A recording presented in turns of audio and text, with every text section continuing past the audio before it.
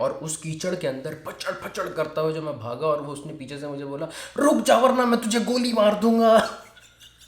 यहाँ पे तो ये स्टोरी ख़त्म होती है, लेकिन अगर आप लोगों को ये देखना है कि ये स्टोरी यहाँ से लेके यहाँ तक कैसे पहुँची, तो आप लोगों को सुननी पड़ेगी भाई की स्टोरी।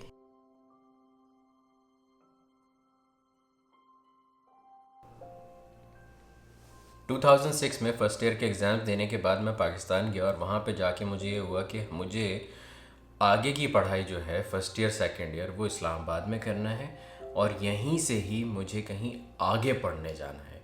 आगे पढ़ने जाने से मुराद कहीं लंदन यूके वगैरह नहीं, जर्मनी पढ़ने जाऊंगा।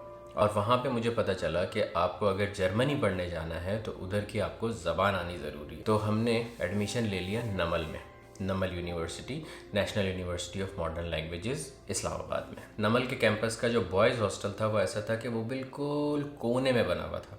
अगर आप नमल की गली में एंटर हो ना तो वहाँ पे दो गेट थे। पहला गेट बसेस का था, और वो बसेस का गेट ऐसा था कि तकरीबन 5 या 6 फुट ऊंचा होगा, कि वहाँ पे अगर आप कोई थोड़ी सी चीज़ रख के उसको ऐसे यूँ करो तो झांक भी सकते हो, और थोड़ा सा और ऊंचा करो तो आप वहाँ उसको भलांग भी सकते हो। और वो स्लाइडिंग डोर था, उसके साथ कोई भी छोटा दरवाज़ा नहीं था। वो शाम के टाइम बंद हो जाता था जब सारी बसेज और गाड़ियाँ निकल जाती थी। फिर उसके बाद थोड़ा सा और आगे चलें कोई तकरीबन 100-150 मीटर, तो फिर उसके बाद एक और दरवाज़ा होता था, वो मेन गेट था जिसमें से गाड़ियाँ एंटर होती थी, और उसके साथ एक छोटा दरवाज़ा था। 8 बजे के बाद उस पर एक अजीब वहशी किस्म का गार्ड बैठता था जो किसी को ना आने देता था ना जाने देता था। अब हमें वही करना था जो मना था। आप लोगों में से कोई हॉस्टल में रहा है? हॉस्टल एक ऐसी जगह होती है जहाँ पे जादू नहीं होते। कैसे कि मतलब अगर आप अपनी शर्ट वहाँ पे उतार के बेड पे डालो ना, तो जब आप वापस आओ तो वहीं पड़ी हुई मिलती है आपको। अगर आप कहीं पे सॉक्स उतार के फेंक दो तो वापस आओ तो वो वहीं पड़े हुए होते हैं। अगर भिंडी पकी हुई हो मैस में तो वो खानी पड़ती है।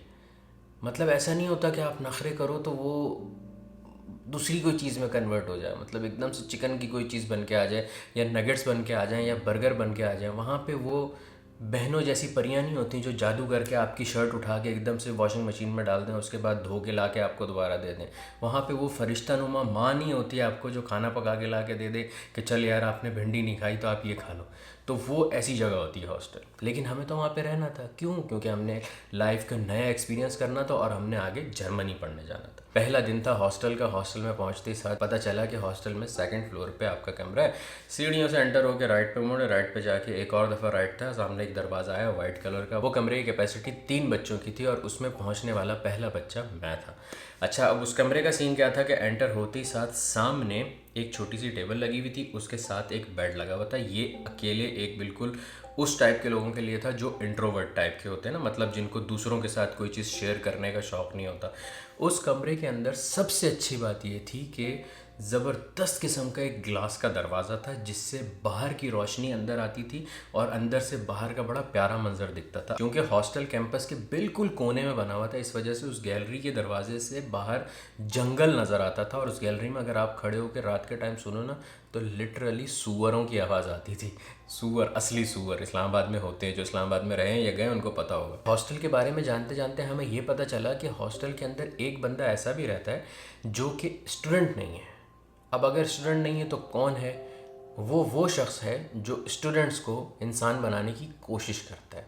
वो था वार्डन। और जाते ही साथ हमने वार्डन से अच्छी हाय हेलो करके उसको शीशे में इस तरह से उतार लिया था कि हम अच्छे बच्चे हैं। क्यों? उसको भी पता था कि ये कितने अच्छे बच्चे हैं, हमें भी पता था हम कितने अच्छे बच्चे हैं, और हम इससे क्यों दोस्ती कर रहे हैं। और दोस्ती करने का सबसे मेन रीज़न ये था कि हमें आदत तो नहीं थी घर के अंदर रहने की, ना ही हॉस्टल में ज़्यादा देर रहने की। हम वहाँ पे पढ़ने तो गए नहीं थे कि रात को 8 बजे हम आ जाते और उसके बाद बाहर नहीं निकलते। तो हमें उससे दोस्ती करने का मकसद ये था कि हमने उसको बताया होता कि हमारे बाहर रिश्तेदार रहते हैं, हम जाते हैं उनके घर, वहाँ पर जाके खाना वाना करते हैं, और उसके बाद हम लेट नाइट वापस आते हैं। तो आप प्लीज़ गार्ड से बात कर लिएगा ताकि हम आना जाने में हमें आसानी रहे। अब नए नए इस्लामाबाद शिफ्ट हुए थे, वहाँ पे कोई रिश्तेदार भी नहीं थे, कुछ नहीं था, तो वहाँ पे कोई ना कोई तो अपनाइयत चाहिए थी। तो हमने फ़ोन किया भैया को, भैया यार यहाँ पे कोई बंदा अरेंज करो। तो भैया ने बोला कि वहाँ पे मेरा एक दोस्त है ना, एडी। अब एडी ऐसा बंदा था कि जो वो दोस्त नहीं होते जो होते आपके बड़े भाई के दोस्त हैं, लेकिन टाइम के साथ साथ वो आपके साथ ऐसे हो जाते हैं कि जैसे आपके भी दोस्त हैं। महीने के शुरू में आपके भाई को उस वक्त 10,000 रुपये आते थे, और वो 10,000 रुपये उस टाइम के 10 लाख रुपए होते थे। जिस वक्त वो आते थे ना जेब में, वो ऐसा होता था बंदा मिलियनेयर है। लेकिन 2 से 3 दिन में वो पैसे पता नहीं कहाँ चले जाते थे। मतलब कहीं ऐसा कोई बड़ा खर्चा भी नहीं होता था। मतलब हॉस्टल में रह के मैंने ये वाली फाइनेंशियल मैनेजमेंट ज़रूर सीख ली कि 3 दिन में 9,500 रुपये कैसे खर्च होते हैं और 500 रुपये में पूरा बाकी का महीना कैसे चलाया जाता। अय्याशी के दिन थे, पैसे आए हुए थे और वो लौटाने थे। अब सीन ये हुआ कि हमने फ़ोन किया एडी भैया को कि एडी भैया गाड़ी रेंट करके लेके आओ वरना हम नहीं जाएंगे। एडी आया गाड़ी रेंट करके और उसके बाद हम तकरीबन शाम को 4-5 बजे निकल गए। और इस खुशी में वार्डन से ये बोलना भूल गए कि सर आज हम आते आते रात को लेट हो जाएंगे, तो काइंडली गार्ड को बोल दिएगा कि आप वो हमें अंदर आने दें। बाहर गए, दुनिया जहान का घूमा फिरा, सब कुछ तफरी वफरी करने के बाद जब हम वापस आए तो रात का बज रहा था 2। वो शख्स जो आपको 8:01 पे एंटर नहीं होने देता, तो सोचो रात के 2 बजे वो आपको कैसे एंटर होने देता। उस वक़्त तो उससे एंटर होने की बात करना बिल्कुल ऐसे ही था कि जैसे आपने उससे उसके गुर्दे मांग लिए हों कि भाई हमें इनमें से दोनों गुर्दे दे दो, आप किसी भी तरह रह लो, थैलियाँ लगा लो आप। बिल्कुल ऐसा हो गया था। लेकिन हमने सोचा कि चलो कोई बात नहीं, जाके उसकी मिन्नत समाजत करके एंटर हो जाएंगे, थोड़ा सा वो कर लेंगे कि नहीं नहीं वार्डन से हमारी बात हो गई थी, वो आपको कहना भूल गया, वही साले हीले बहाने हम कर लेंगे उससे जाके। अब रात के टाइम हम वहाँ पे पहुँचे, बंदा ना बंदे की ज़ात, सूअरों की आवाज़ आ रही, साइडों से झींगरों की आवाज़ आ रही। बिल्कुल हमने जाके वहाँ पे सुकून से गाड़ी रोकी। जैसे ही हमने गाड़ी रोकी, गार्ड को ये पता चल गया कि ये बाहर से याशी करके आए और अब ये अंदर एंटर होने का बोलेंगे। उतर के गए कि सर कैसे हैं, खैरियत से हैं। वो अंदर हॉस्टल में जाना था। पहले तो एंटर होते हुए ऐसे ऐसे बने ना कि जैसे हमने देखा ही नहीं कि गार्ड नाम की भी कोई चीज़ यहाँ पे बैठती, जबकि सबसे ज़्यादा उसी से फट रही थी। खैर उसने बोला कि नहीं जी वो वार्डन साहब की तरफ से इजाज़त नहीं। मैंने कहा नहीं नहीं, मतलब हमेशा आता हूँ, तो वार्डन साहब तो हमेशा आपको बोल देते हैं, आज शायद कहना भूल गए होंगे। मतलब सबसे ज़्यादा शरीफ जो शक्ल होती है ना, उस वक्त वो वाली बनी हुई। उसने कहा नहीं नहीं ऐसा नहीं हो सकता और आपको एंटर नहीं होने दिया जा सकता। बोला हम कहाँ जाएंगे यार, रात का 2 बज रहा है, इस वक्त किधर जाएंगे हम लोग मतलब। तो उसने उस वक्त वो बोला बिल्कुल ट्रेडिशनल बापों वाला डायलॉग ना कि जहाँ से आए हो वहीं चले जाओ। मैंने कहा यार अब कैफ़े तो बंद हो गया होगा रात के 2 बजे, वहाँ पे तो नहीं जा सकते। खैर अब उसकी बिल्कुल वो पोकर फेस देख के हमने कहा चलो ठीक है यार कोई बात नहीं। हम गाड़ी में बैठे। गाड़ी में बैठने के बाद हमने यू टर्न किया और हमने ये शो किया कि हम वापस जा रहे हैं जहाँ से आए थे, और हम गली से निकलने का हमने ये शो किया कि हम चले जाएंगे। थोड़ा सा ही आगे जाके हमने किया प्लान और कैलकुलेशन कि ये एक गार्ड है, 2 दरवाजे हैं, एक बस का दरवाज़ा है जो कि 6 फुट ऊंचा है। अगर हम यहाँ पे रिवर्स में गाड़ी लगाएं, गाड़ी की डिग्गी के ऊपर खड़े हों और ये दरवाज़ा टप जाए, तो इस गार्ड को इतना बड़ा थैले जैसा पेट लेके भागते हुए आते पहुँचते पहुँचते यहाँ पे तकरीबन 3 से 4 मिनट लगेंगे अगर ये अपनी फुल स्पीड में भी भागा।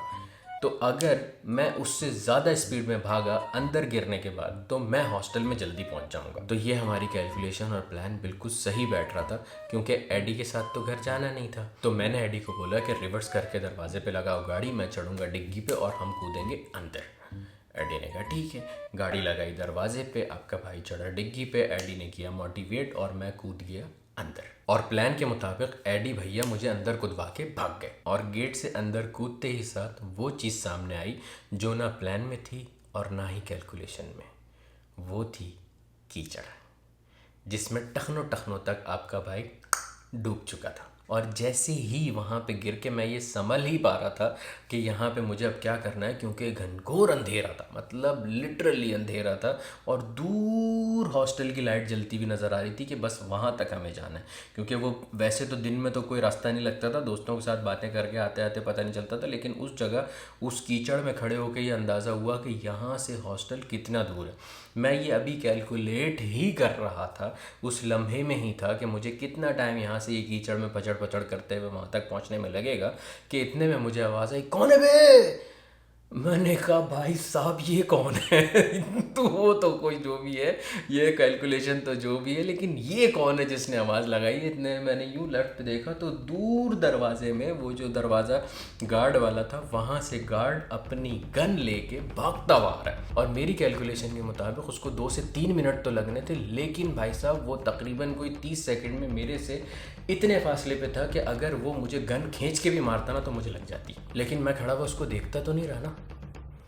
आपके भाई ने लगाई रेस अपने आप से, और उस कीचड़ के अंदर पचड़ पचड़ करता हुआ जो मैं भागा, और वो उसने पीछे से मुझे बोला, रुक जा वरना मैं तुझे गोली मार दूंगा।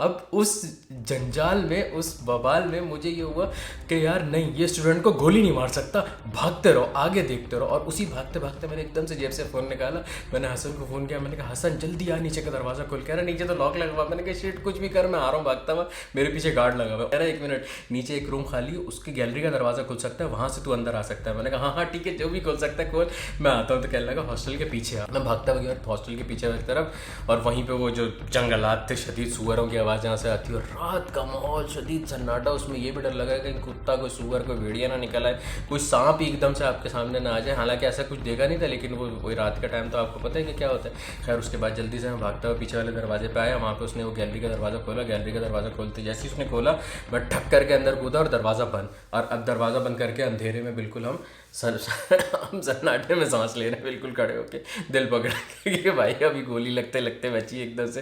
खैर वो गार्ड आया, गार्ड ने आके उसके बाद इधर उधर देखा, शोर मचाया, वो किया, उसको कोई नहीं मिला। रात को 2 बज रहा था, कोई घंटा उसको कोई नहीं मिलना था। खैर उसके बाद हम ऊपर आए, ऊपर आके हमने अच्छी तरीके से पैर वैर धोए, वो किया, चेंज किया।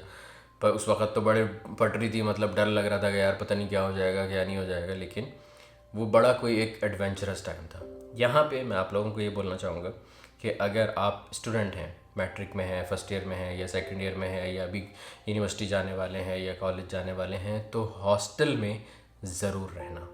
अपनी ज़िंदगी में हॉस्टल के अंदर ज़रूर रहना। हॉस्टल आपको बहुत सारी चीज़ें सिखाता है। और आप एक चीज़ नोट करना कि आपके ख़ानदान में, भाई बहनों में, मामा चाचे, जिन लोगों में भी जो लोग हॉस्टल में रहे होते हैं ना, वो लोग बिल्कुल अलग तबीयत के होते हैं, क्योंकि उनको जानवरों के साथ रहने की आदत होती है। आपको वहाँ पे सीखने को मिलता है, आप वहाँ पे बड़े होते हो, आपको वहाँ पे ये पता चलता है कि अपना काम कैसे करना है, रिस्पॉन्सिबिलिटी कैसे लेनी है। अगर आप एक शर्ट कहीं पे फेंकते हो तो वो आपने ही उठानी है। अगर आप कहीं गंदे सॉक्स डालते हो तो वो 1 महीने तक वहीं पड़े रहेंगे जब तक आप खुद नहीं उठाओगे। ठीक है, आपको अपना वॉशरूम खुद धोना होता है, ये सारे काम आपको खुद करने होते हैं। लेकिन यकीन करो, आपके लाइफ का सबसे बेस्ट पीरियड होता है हॉस्टल में रहने वाला।